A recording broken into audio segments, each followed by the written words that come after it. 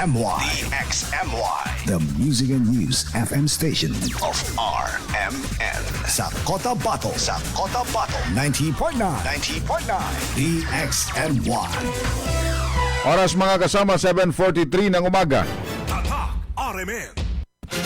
RMN News. Diretso Balitang Cotabato.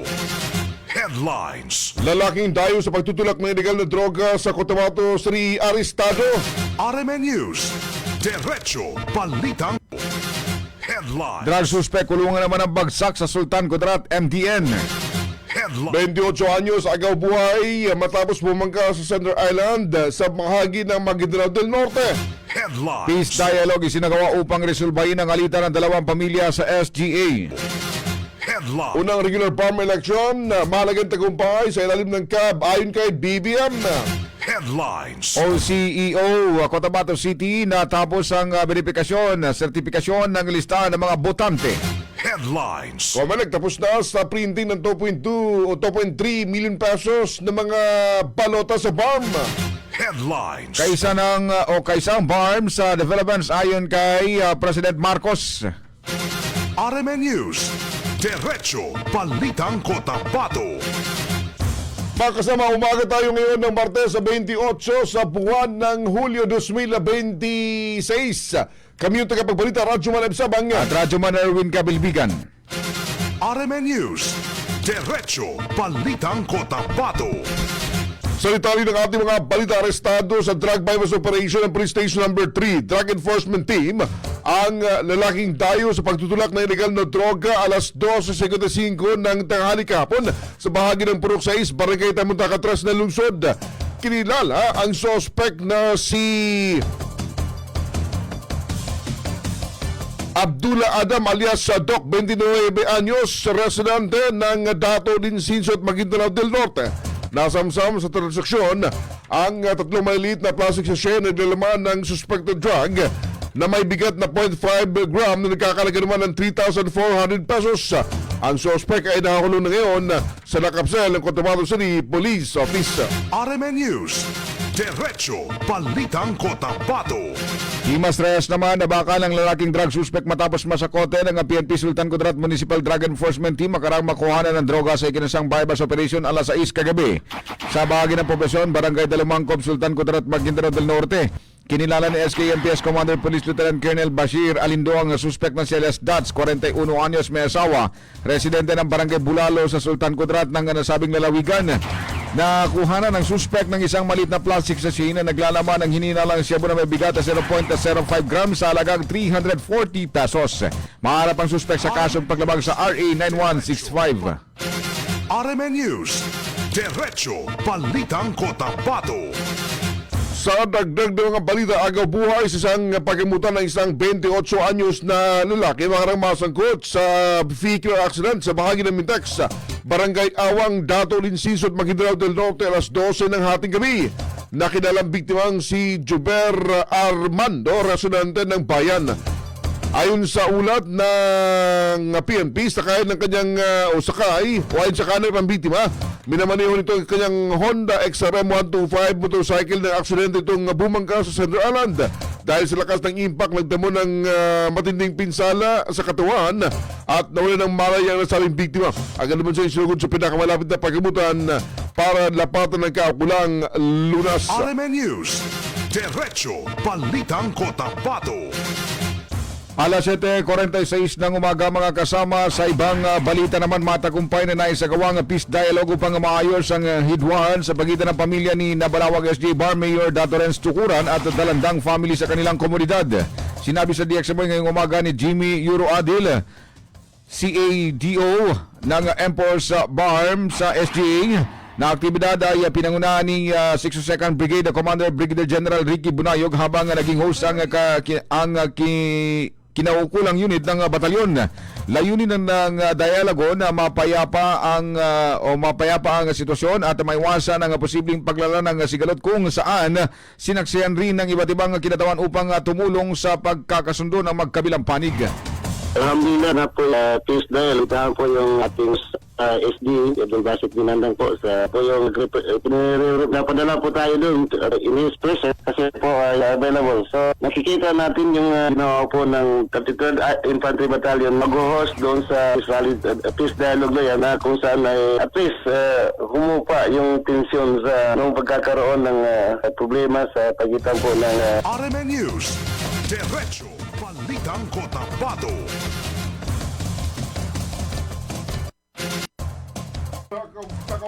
Sa kaugnay na balita, mataas na opisyal ang dumalo sa turang kaginapan habang may mga alituntunin na nilatag na nakatagdang sundin at isagawa sa susunod na mga araw. Ayon pa kay Adil na may pagkakataon na mapag-usapan at mabigyan ng halaga ang sinasaad sa batas. Ayon pa sa opisyal, patuloy na isusulong ang mapayapang pagresolba sa alitan sa komunidad sa pamamagitan naman ng dialogo at pagkipagtulungan ng lahat ng sektor. Problema ng dalandang katukuran, yung nakikita ng authority na dapat bigyan daan yung pag-uusap para marinig yung isang po ng bawat isa. Ang nanili na dalandang kasi sila po yung namatayan, ito natin na napabayan na nila sa authority kung nagkakaroon na sila ng pag-uusap na lagay na sa task kung ano yung mga claim or mga demand nila regarding sa pagkamatay ng kagawad Adonasir Dalandang. RMN News, Diretso Balitang Cotabato. Oras mga kasama, 7:49 ng umaga. Tatak RMN. This time check is brought to you by Milo. Drink Milo every day. This time check is brought to you by Nescafe Classic. Mag-Nescafe Classic araw-araw. 100% puro at natural. Pinakamasarap na black coffee. Magkaiba man tayo ng karanasan, pareho naman ang gusto natin bilang Bangsamoro. Ang trabaho at oportunidad, mas magandang kinabukasan. Kapag magsama-sama ang iba't ibang boses, mas lumalawak ang pag-unawa at pagtutulungan. Kaya ang Bangsamoro Federalist Party ay binubuo ng mga dating revolusyonaryo, mga lingkod bayan at ng iba't ibang sektor ng lipunan. Dahil sa pag-angat ng Bangsamoro, dapat lahat kasali. Bangsamoro Federalist Party, BFP, for Bangsamoro, para sa Bangsamoro. RMN News, Diretso Balitang Cotabato. Ganap na po ang alas 7:50 ng umaga mga kasama.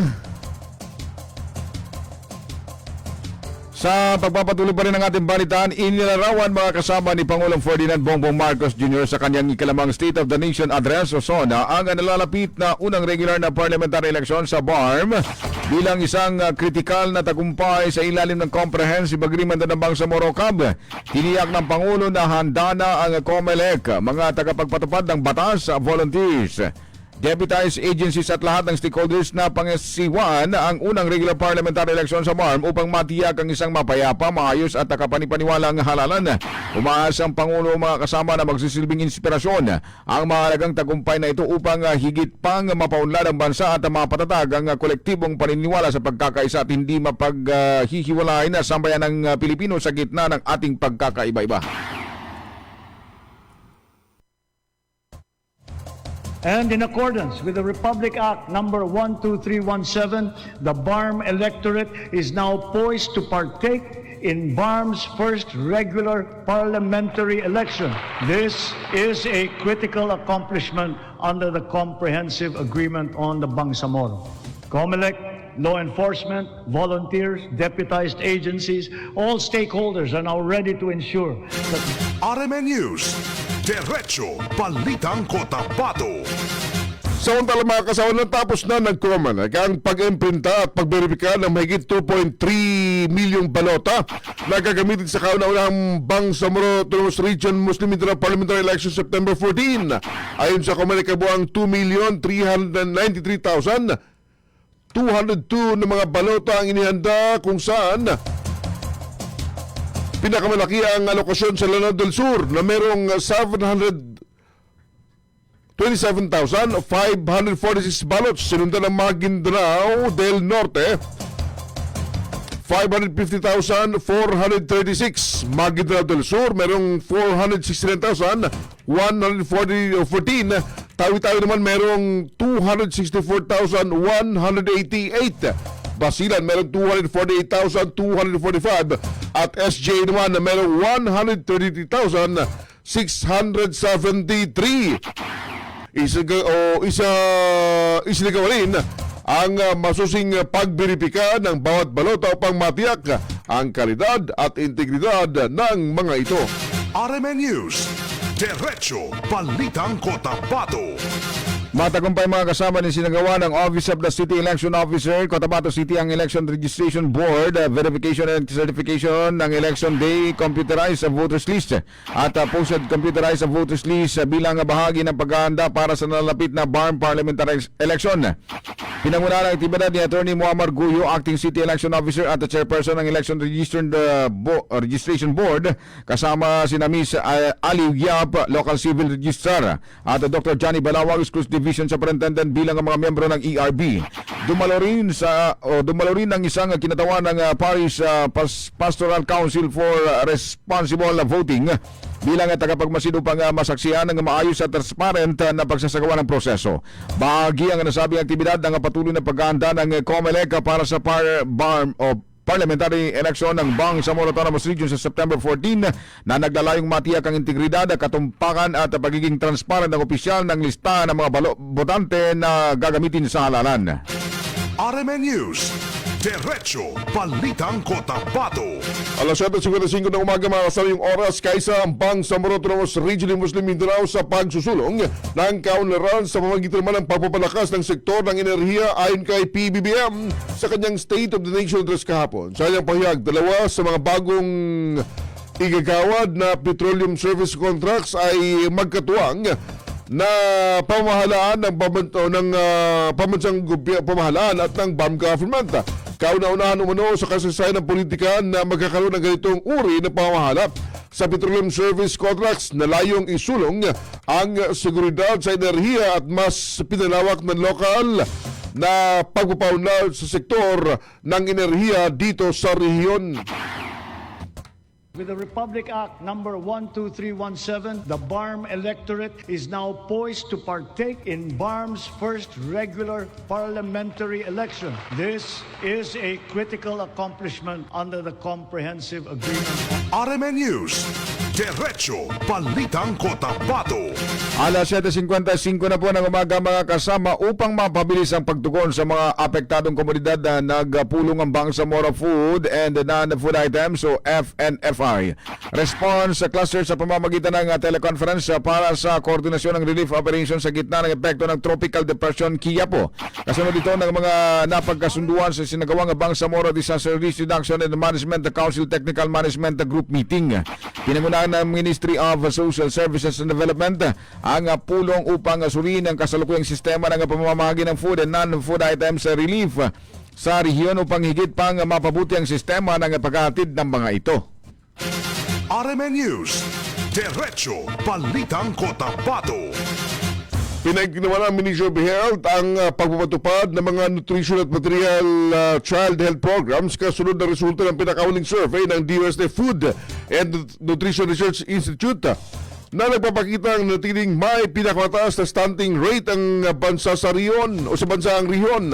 Ayon kay Bangsamoro Health Minister Dr. Cadel George Sinulinding Jr., ang mataas na bilang ng mga batang may stunting ay dulot ng matagal ng suliranin sa malnutrition, kahirapan, limitadong akses sa serbisyong pangkalusugan at epekto ng mga nagdaang armadong sikalot sa BARM. Batay sa sinagawang FNRI survey mula April 2025 hanggang March 2026, nasa 36% ang stunting prevalence ng mga batang 5 taong gulang pababa sa BARM, mas mataas kaysa pambansang average na 25.3%. RMN News, Diretso Balitang Cotabato. Magkasabay naman mga kasama na ipinagdiwang ng lokal na pamahalaan ng Sarifagua kasama Maguindanao del Sur ang ika-52 taong Nutrition Month ngayong taon bilang pagpapakita ng kanilang pagpapahalaga sa kalusugan ng mga kabataan. Sinabi sa DXMO ni Sarifagua Vice Mayor Dato Muhammad Ahmad ang Patuan Jr. na isinabay ang pagdiriwang sa ika-48 Person with Disabilities Rights Week upang lalo pa umanong maipadama ang kanilang pagmamahal sa kabila ng kapansanan ng mga ito. RMN News, Diretso Balitang Cotabato.